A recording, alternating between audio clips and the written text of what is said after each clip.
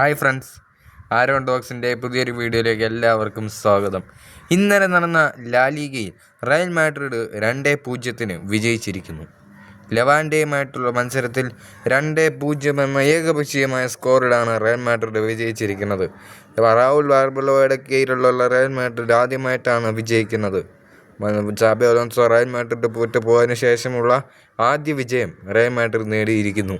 മത്സരത്തിൽ പെനാൽറ്റിയിലൂടെയാണ് എംബാപ്പെ ഗോളടിക്കുന്നത്. കിലിയൻ എംബാപ്പെ ഭാവിയിൽ റയൽ മാഡ്രിഡിന് പ്രതീക്ഷയാണ് എംബാപ്പെ എന്ന് നമുക്കെല്ലാവർക്കും അറിയാവുന്നതുമാണ്.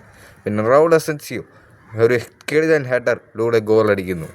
റൗൾ അസെൻസിയോ ആണ് ഇനി റയൽ മാഡ്രിഡിൻ്റെ പ്രതിരോധം ഭരിക്കുന്നത് എന്ന കാര്യം നമുക്കും എന്നെപ്പോലെയുള്ള എല്ലാ ഫുട്ബോൾ ആരാധകർക്കും അറിയാം. വളരെ മികച്ച പ്രകടനവും ആണ് റൗൾ ആർബലോയുടെ കീഴിലുള്ള റയൽ മാഡ്രിഡ് പുറത്തെടുത്തത്. മുൻ റയൽ മാഡ്രിഡ് താരമാണ് റൗൾ ആർബലോ എന്ന് നിങ്ങൾ ഓർക്കുക. അപ്പോൾ ഈ വീഡിയോ അവസാനിക്കുന്നു.